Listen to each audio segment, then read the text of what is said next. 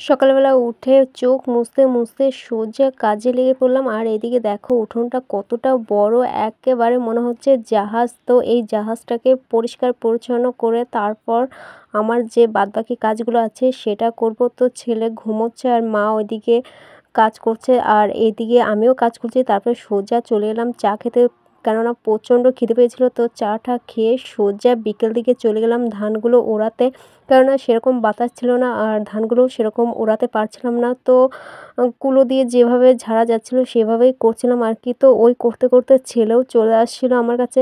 তো ছেলে বলল চলো মা মাঠে। তো মাঠে ছেলেকে নিয়ে সোজা চলে যাচ্ছিলাম একটু লঙ্কা তুলতে। তো ছেলেকে সঙ্গে করে না নিয়ে গেলে উপায় নেই। আর এদিকে দেখো আকাশটা কতটা সুন্দর, তো আকাশে ছিল একটু মেঘলা মেঘলা ভাব। আর তারপরে সোজা চলে গেলাম লঙ্কা তুলতে। তো সারাক্ষণ খুঁজতে খুঁজতে লঙ্কা একটাও পেলাম না।